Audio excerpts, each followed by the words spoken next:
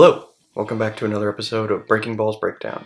I'm your host, Max Greenfield, the stats guru and researcher of the Breaking Balls podcast, hosted by Emily Nyman and co-host John Snyder. New episodes are released every Saturday, and with the season over, you can continue to listen into the Breaking Balls podcast for some fun off-season content. Today's episode of Breaking Balls Breakdown, we're going to be talking about our first pitching metric, fielding independent pitching, or better known as FIP. You might be asking yourself, I've heard of FIP.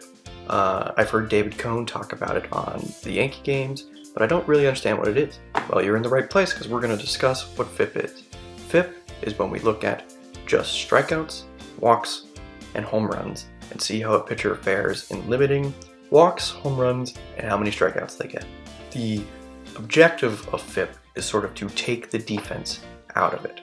They don't want to look at balls in play just because there's some variability in that and there's some randomness in it. So why don't we eliminate all the randomness possible and just look at home runs, strikeouts, and walks.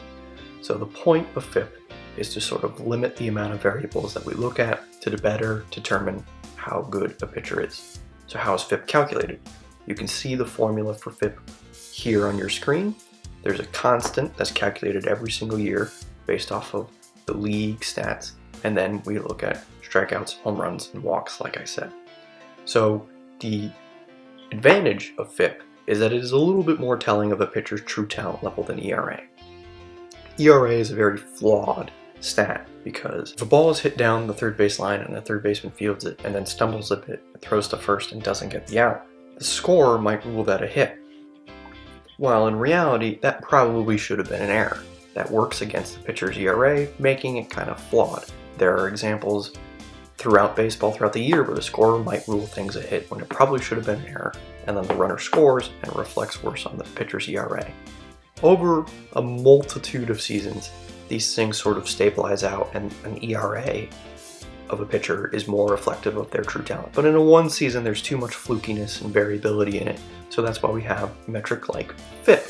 It's called an ERA estimator. There's a lot of ERA estimators in baseball, but today we're starting with FIP. So the objective of FIP is to better tell a pitcher's true talent level or how well they actually pitched. But FIP's goal is to tell you how well a pitcher pitched in a given season. So let's go ahead and break down the flaws of FIP. Well, while it is also a bonus that FIP ignores all balls in play, you can say that is also a flaw. ERA estimators sort of try and understand what pitchers can control and then evaluate based off that. FIP is sort of saying they can't control any balls in play other than home runs. Maybe that's not necessarily true. That's sort of the result of the metric. I think you can argue that some balls in play can be controlled by pitchers. You know, if someone gets weak contact or hard contact a lot, I think we can sort of figure out if pitchers are good at controlling contact or quality of contact. Another flaw of the metric is that it has limited number of inputs, like as I said, with only looking at strikeouts, home run, walks. So that's another flaw of the metric, but just sort of goes in line with the not looking at balls in play.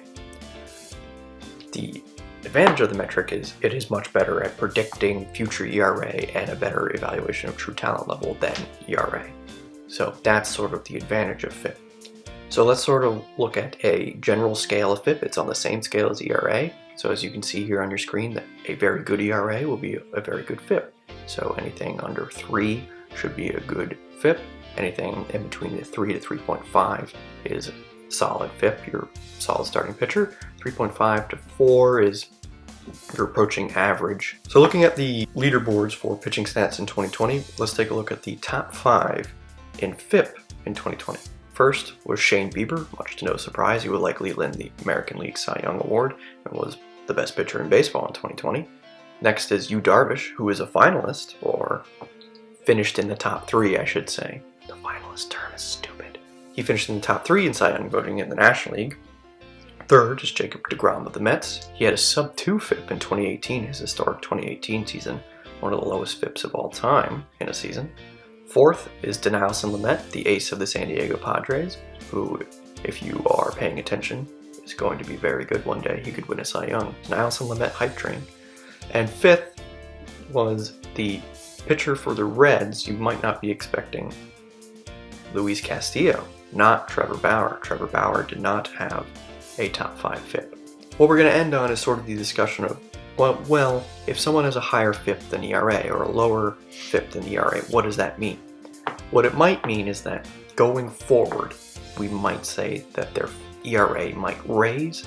So if they have a 2.2 ERA but a 3.3 FIP, we might say to ourselves, you should look out, that person's ERA might go up.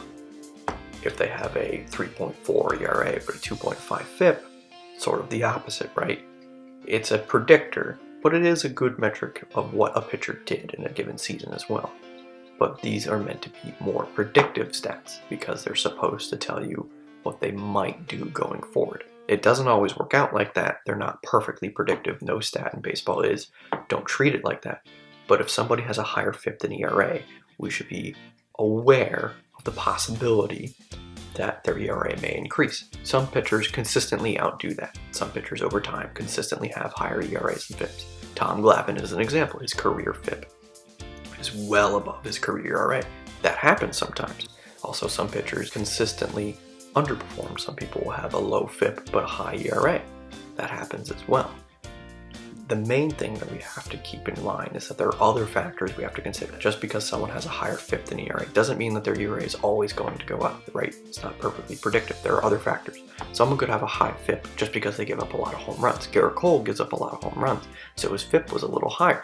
But that doesn't necessarily mean that he's closer to a 3.5 FIP than he is to a 2.5 ERA.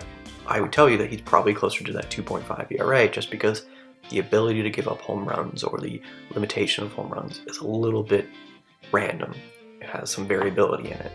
Now you might be saying to yourself, well, what does that mean? That means that giving up home runs is not necessarily a skill.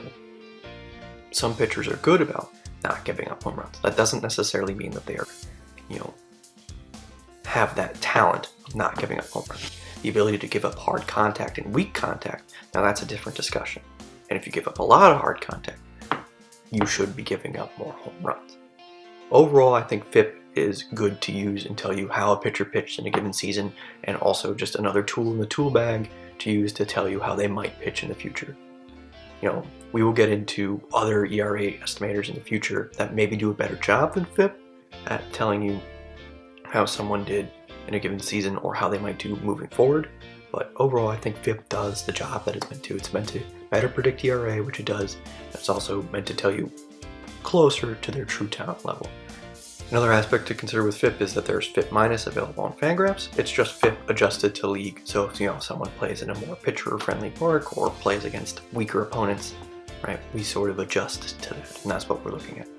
Adjusted stats we will get into more and when we talk about weighted runs created plus and park adjustments and league adjustments, but that's for another time. Thank you for watching this episode of Breaking Balls Breakdown. Remember, new episodes of the Breaking Balls podcast are available every Saturday. Give us a follow on the Break Balls pod. You can also follow me on Twitter at GreenfieldMax18. If you have any questions, don't feel afraid to reach out and ask. I'm always available to answer any questions possible. Thank you very much for watching, and we hope to see you next week.